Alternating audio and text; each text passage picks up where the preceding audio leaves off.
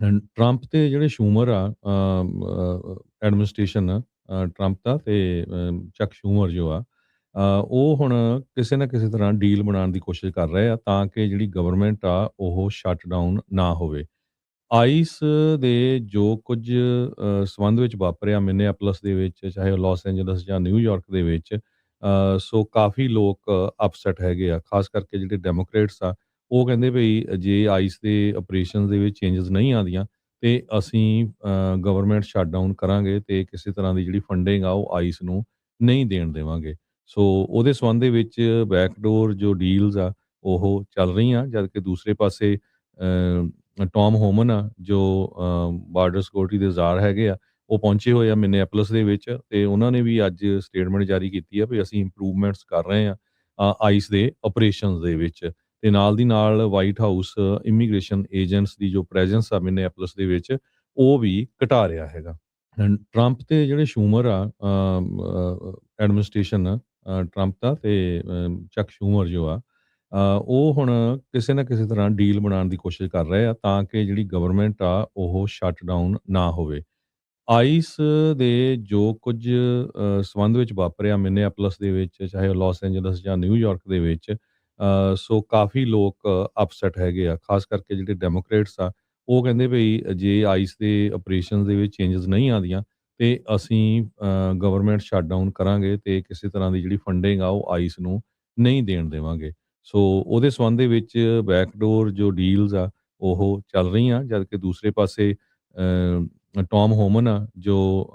Border security ਦੇ ਵਜ਼ਾਰ ਹੈਗੇ ਆ, ਉਹ ਪਹੁੰਚੇ ਹੋਏ ਆ ਮਿਨੇਆਪੋਲਿਸ ਦੇ ਵਿੱਚ ਤੇ ਉਹਨਾਂ ਨੇ ਵੀ ਅੱਜ ਸਟੇਟਮੈਂਟ ਜਾਰੀ ਕੀਤੀ ਆ ਵੀ ਅਸੀਂ ਇੰਪਰੂਵਮੈਂਟਸ ਕਰ ਰਹੇ ਆ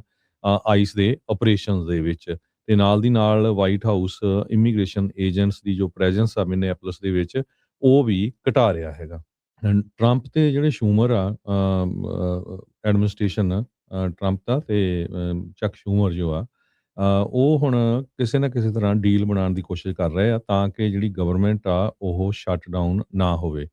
ਆਈਸ ਦੇ ਜੋ ਕੁਝ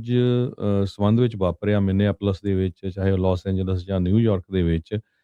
ਸੋ ਕਾਫੀ ਲੋਕ ਅਪਸੈਟ ਹੈਗੇ ਆ। ਖਾਸ ਕਰਕੇ ਜਿਹੜੇ ਡੈਮੋਕ੍ਰੇਟਸ ਆ, ਉਹ ਕਹਿੰਦੇ ਭਈ ਜੇ ਆਈਸ ਦੇ ਆਪਰੇਸ਼ਨਸ ਦੇ ਵਿੱਚ ਚੇਂਜਸ ਨਹੀਂ ਆਉਂਦੀਆਂ ਤੇ ਅਸੀਂ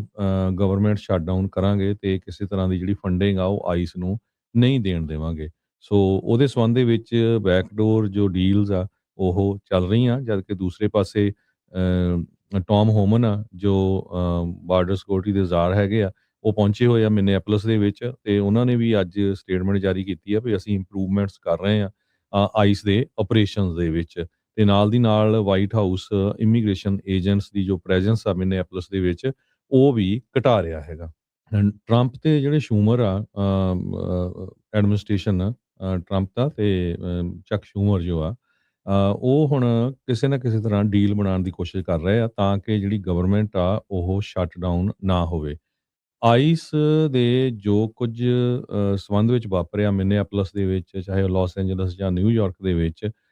ਸੋ ਕਾਫੀ ਲੋਕ ਅਪਸੈਟ ਹੈਗੇ ਆ। ਖਾਸ ਕਰਕੇ ਜਿਹੜੇ ਡੈਮੋਕ੍ਰੇਟਸ ਆ, ਉਹ ਕਹਿੰਦੇ ਭਈ ਜੇ ਆਈਸ ਦੇ ਆਪਰੇਸ਼ਨਸ ਦੇ ਵਿੱਚ ਚੇਂਜਸ ਨਹੀਂ ਆਉਂਦੀਆਂ ਤੇ ਅਸੀਂ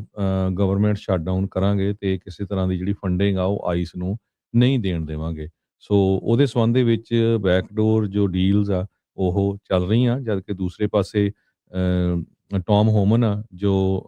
ਬਾਰਡਰ ਸਿਕਿਉਰਿਟੀ ਦੇ ਵਜ਼ਾਰ ਹੈਗੇ ਆ, ਉਹ ਪਹੁੰਚੇ ਹੋਏ ਆ ਮਿਨੇਆਪੋਲਿਸ ਦੇ ਵਿੱਚ ਤੇ ਉਹਨਾਂ ਨੇ ਵੀ ਅੱਜ ਸਟੇਟਮੈਂਟ ਜਾਰੀ ਕੀਤੀ ਆ ਵੀ ਅਸੀਂ ਇੰਪਰੂਵਮੈਂਟਸ ਕਰ ਰਹੇ ਆ ਆਈਸ ਦੇ ਆਪਰੇਸ਼ਨਸ ਦੇ ਵਿੱਚ। ਤੇ ਨਾਲ ਦੀ ਨਾਲ ਵਾਈਟ ਹਾਊਸ ਇਮੀਗ੍ਰੇਸ਼ਨ ਏਜੰਟਸ ਦੀ ਜੋ ਪ੍ਰੈਜ਼ੈਂਸ ਆ ਮਿਨੇਆਪੋਲਿਸ ਦੇ ਵਿੱਚ, ਉਹ ਵੀ ਘਟਾ ਰਿਹਾ ਹੈਗਾ।